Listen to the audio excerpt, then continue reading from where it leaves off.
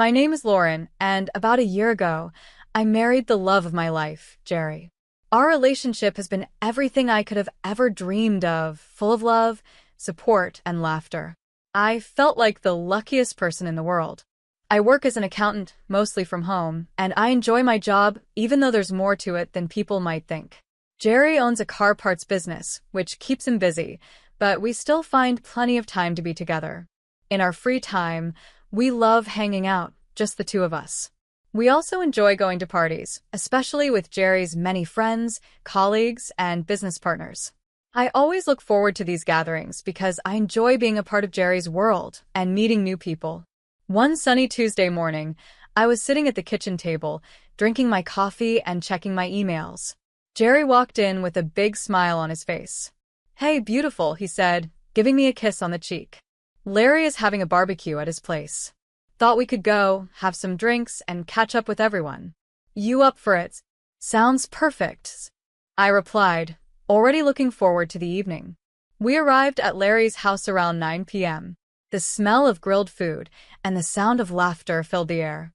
As we made our way through the crowd, I noticed a tall, blonde woman I hadn't seen before.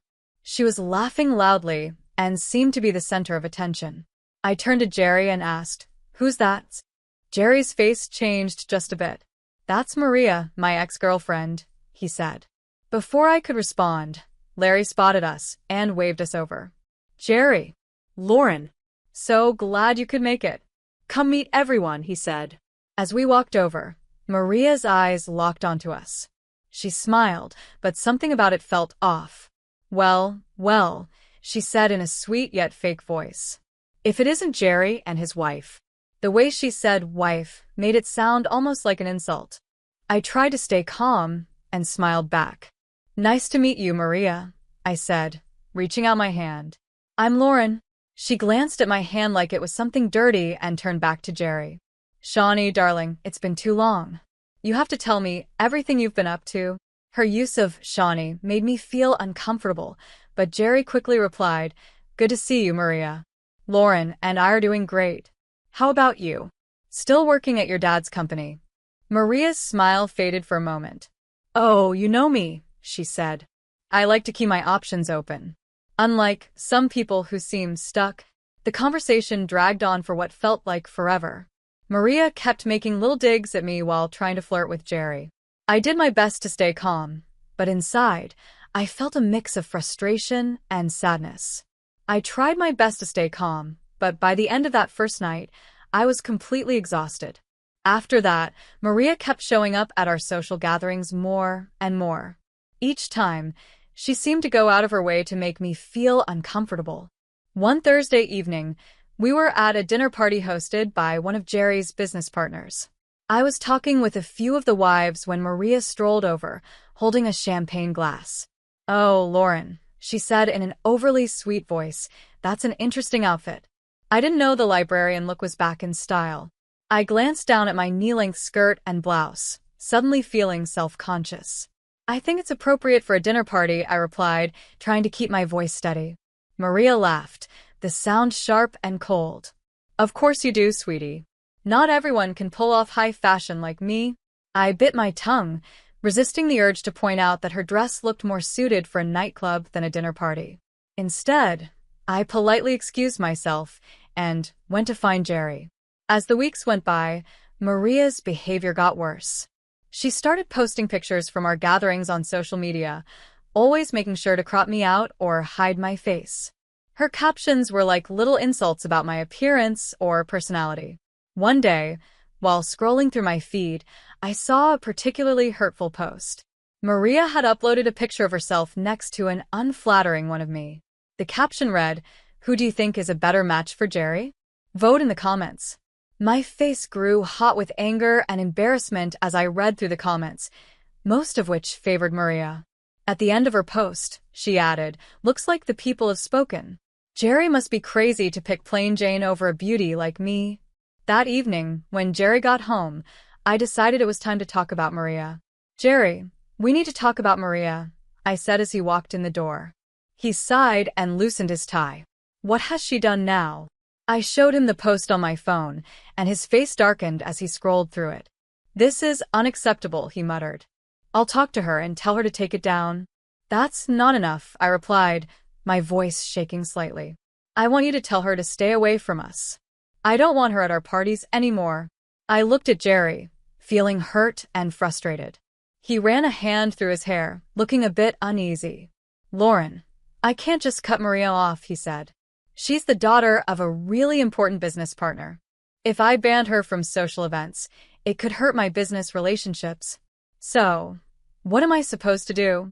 I asked, my voice rising. "Just let her bully me?" "Of course not," Jerry said, pulling me into a hug. "I'll talk to her and make it clear that her behavior isn't okay. But you have to understand, I can't completely cut her off without causing business problems." I pulled away from him, frustration building inside me. "And what about us, Jerry? Doesn't our relationship matter?" "Of course it does," he said, looking hurt. "You know you're the one I love, Lauren. Maria is in the past. I chose you, remember?" His words should have made me feel better, but I couldn't shake the feeling that this was just the start of more problems. That night, as I lay in bed, I wondered if our perfect life was beginning to crack. In the weeks that followed, Maria's behavior got worse. Every time we went to a party or gathering, she seemed determined to make me uncomfortable and try to get close to Jerry. She would throw little comments my way or look at Jerry with those longing eyes, and it was starting to get to me. One evening, we went to a cocktail party hosted by one of Jerry's colleagues. I had picked a simple, elegant black dress, feeling both confident and comfortable. But that confidence didn't last long. Maria walked in wearing a tight red dress that was impossible to ignore. Her eyes locked onto Jerry, and she came straight over to us. "Jerry, darling," she purred, ignoring me completely. "You look absolutely stunning tonight." Before we could respond, she placed her hand on Jerry's arm, lightly stroking it. "Care to dance with me? Just for old time's sake?" I felt my blood boil, but Jerry gently pulled his arm away. "Thanks, Maria, but I'm here with my wife. Maybe another time." As we walked away, I felt a small victory, but it didn't last. All night, Maria kept trying to get Jerry alone. She would call him over to talk about business or ask for help with some silly problem. To Jerry's credit, he turned her down each time, making it clear he was there for me. But still, her persistence left me feeling uneasy. It was like she wouldn't give up, and I couldn't help but wonder how long this would go on. Jerry tried to keep me included in conversations and stayed by my side, but the constant attention from Maria was wearing us both down. Over the next few weeks, things didn't improve. Maria's attempts to interfere with our relationship became more frequent and more obvious. She'd leave flirty comments on Jerry's social media, always hinting at their past. At parties, she'd loudly bring up memories of their time together, purposely leaving me out of the conversation. The breaking point came at our friend Jacob's birthday party. Maria arrived late, dressed like she was going to a glamorous event, not a backyard barbecue. As soon as she walked in, she locked eyes with me and smirked. "Oh, Lauren," she called out, her voice dripping with fake concern. "Poor thing. Didn't you get the memo? This isn't a library book club meeting." Laughter spread through the crowd, and I felt my face turn red with embarrassment. Jerry, who had been talking with some colleagues, quickly came to my side. "That's enough, Maria," he said in a low, angry voice.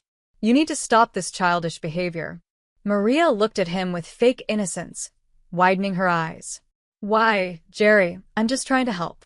Someone has to teach your little wife how to dress for these events." Before Jerry could respond, I suddenly felt something cold and wet on my clothes. I looked down to see red wine spreading across the front of my dress. Maria stood in front of me, holding an empty glass and putting on a face of fake regret. "Oh no," she gasped, "how clumsy of me." Though, to be honest, that stain might be an improvement on that outfit. The party went silent, and everyone's eyes were on us. I stood there, feeling humiliated and furious. But as I looked at Maria's smug face, something inside me snapped. "You know what, Maria?" I said, my voice steady and calm. "I'd rather wear this stained dress than spend another minute pretending to be civil with you. Your behavior is pathetic and embarrassing. If you'll excuse me, my husband and I are leaving.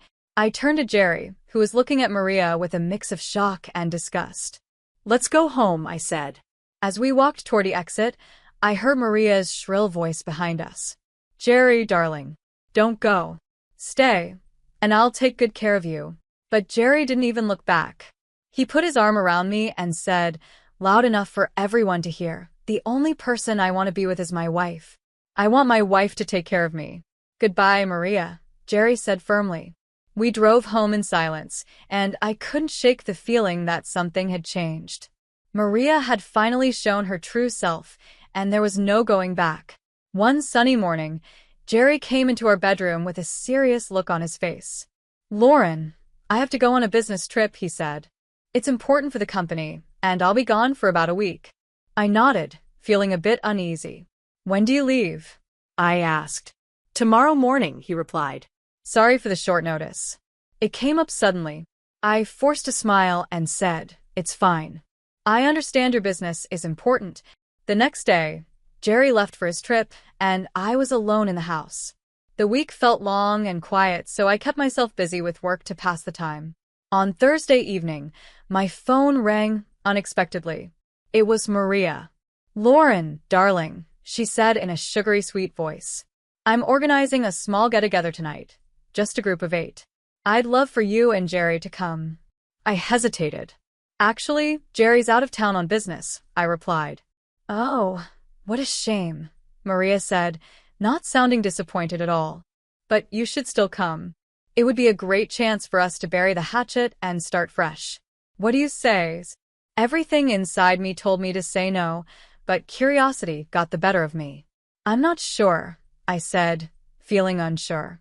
Oh, come on, Maria pressed. It's at Cottage Inn and Spa. You know the place, right? Very exclusive. It'll be fun, I promise. Hearing Cottage Inn and Spa made me smile a bit. All right, I decided. I'll be there. What time? Wonderful, Maria exclaimed. 9 o'clock, don't be late. At exactly 10 o'clock, I walked into Cottage Inn and Spa. I saw a group of Jerry's friends, 8 people, including Maria, sitting at a table. For a moment, I thought things might actually go well. But as I walked up, my heart sank. There was no place set for me at the table. Maria stood up, her eyes gleaming with a look that wasn't friendly at all. Oh, Lauren, she said loudly, her voice dripping with fake concern. I'm afraid there's been a misunderstanding. You see, we're full here, no room for extras. She twirled, showing off her designer dress. This is a place for people who belong, Lauren. Beautiful, successful people. Maybe you should try the diner down the street.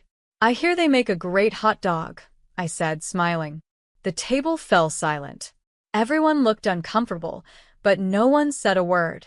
I couldn't help but laugh, truly amused by Maria's weak attempt to embarrass me. I turned and called out, Excuse me, could I speak to the restaurant manager, please? The manager approached, polite and professional. Is there a problem here? He asked, looking between Maria and me. Before Maria could speak, I smiled at him. No problem at all, I replied. I was just wondering if I could join this lovely group for dinner. The manager smiled warmly. Of course, madam. Let me get you a comfortable chair right away. He hurried off, leaving Maria fuming. Her face twisted in anger as she snapped. Excuse me. I booked this table for 8 people. She wasn't invited, and there's no room for her here. The manager soon returned with a plush chair and placed it at the table. I apologize for the confusion, but Madam has the right to sit wherever she wishes. After all, she's the owner of Cottage Inn and Spa. A gasp went around the table. Maria's mouth opened and closed, utterly shocked, while Jerry's friends stared at me in disbelief. Jacob, one of Jerry's friends, finally spoke up. But Lauren, I thought you were an accountant. That's how Jerry introduced you to us. I smiled and shrugged. I am an accountant. I handle the books for my restaurant. I don't usually talk about my wealth. I prefer to judge people by their character, not by their bank accounts. Maria's face turned bright red with a mix of embarrassment and anger. The mood at the table quickly shifted. Jerry's friends, who had stayed silent earlier, now eagerly invited me to join them. Lauren, please sit with us. We'd love to hear more about your restaurant. I can't believe we didn't know this about you, one of them said. I raised a hand, smiling gently. Thank you all, but I think I'll pass. I just wanted to stop by and say hello. Turning to the manager, I added, please make sure my husband's friends are well taken care of. The bill is on me tonight. As I prepared to leave, I looked at Maria and said, and Maria, there's a lovely diner down the street. I hear they do a great hot dog. You might want to try it sometime. With that, I walked out of the restaurant, leaving behind stunned silence and a very embarrassed Maria. When Jerry returned from his business trip a few days later, I told him the whole story over dinner. You should have seen her face, Jerry, I said, laughing. I don't think I've ever seen anyone turn that red. Jerry shook his head, chuckling. I can't believe she thought she could embarrass you like that. You handled it perfectly, Lauren, Jerry said, laughing. As we finished our meal, we both knew that Maria's little games were finally over. I felt a deep sense of satisfaction. Maria's attempt to humiliate me had completely backfired, and it had brought Jerry and me even closer. Several weeks passed after the incident at Cottage Inn and Spa, and life settled into a nice, comfortable routine. The memory of Maria's embarrassment became a funny story Jerry and I occasionally joked about over dinner. One morning, while checking my emails, I noticed something exciting. A message inviting me to participate in the prestigious Entrepreneur of the Year award program, specifically for successful new businesses. My heart raced as I read the details. This was a big recognition for all the hard work I had put into my restaurant. Jerry and I decided to attend the event together. On the night of the awards, we dressed up. Jerry looked sharp in his tuxedo, and I chose a simple, elegant gown that made me feel confident and strong.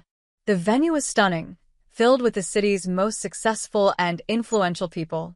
We mingled, seeing familiar faces, friends, acquaintances, and many of Jerry's business associates. The room buzzed with excitement. At one point, Jerry excused himself to chat with some colleagues, leaving me by the champagne fountain. I was admiring a beautiful ice sculpture when I heard a familiar voice whisper in my ear, "What are you doing here?" I turned to see Maria glaring at me, her face twisted with anger. "I was invited," I replied calmly, showing her my invitation. Maria's eyes narrowed. "This event is for the rich and successful people of the city. People like me and my father. You don't belong here. Leave before you embarrass yourself."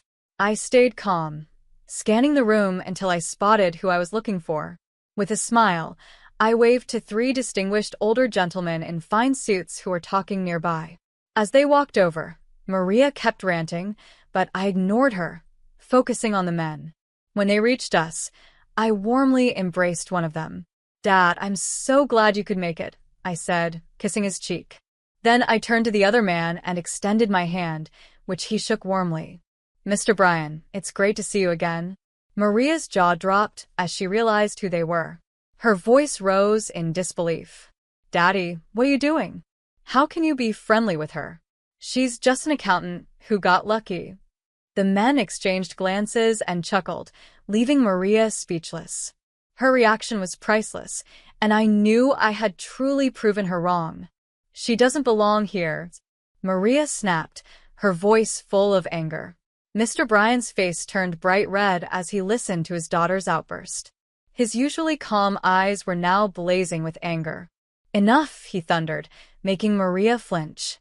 He gestured toward my father and said, "This man is Tommy Shelby, one of the most successful entrepreneurs in the country and my trusted business partner. Your ignorant words could ruin a multi-million-dollar deal." Maria's eyes widened in shock, but instead of backing down, she sneered. "Then cancel the deal, Daddy. We don't need to do business with her family. They're beneath us."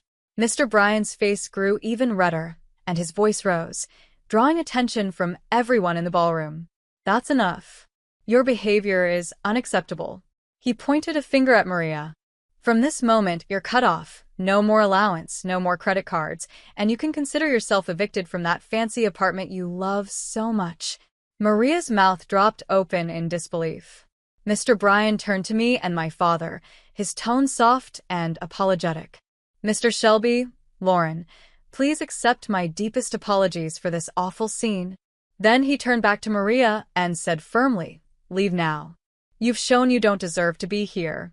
At that moment, Jerry pushed through the crowd, his face full of concern and frustration.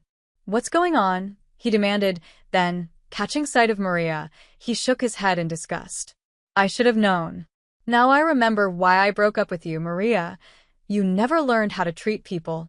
Maria's tough front finally crumbled.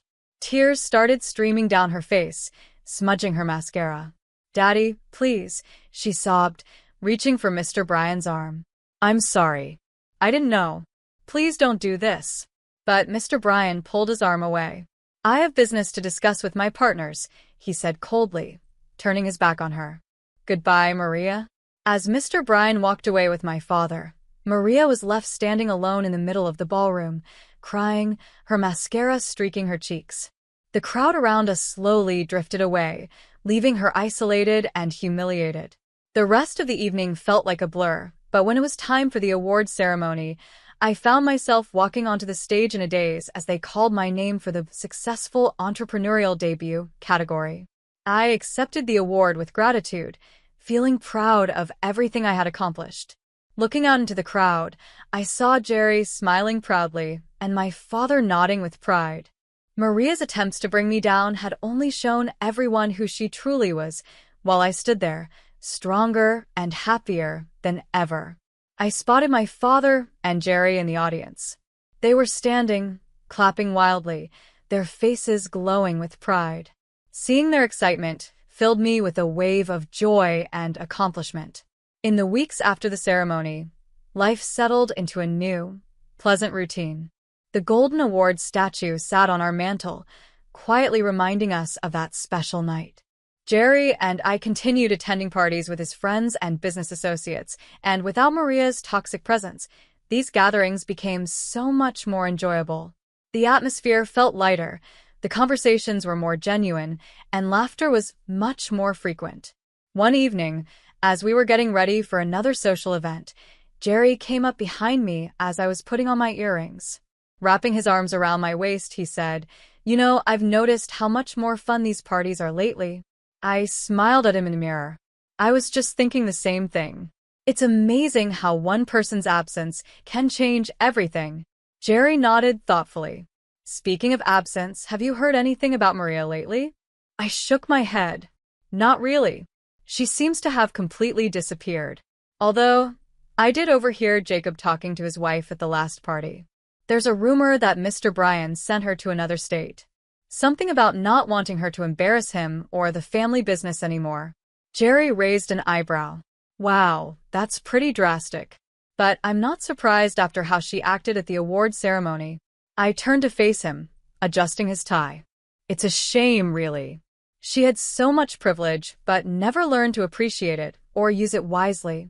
As we drove to the party, I thought about how much my life had changed over the past year.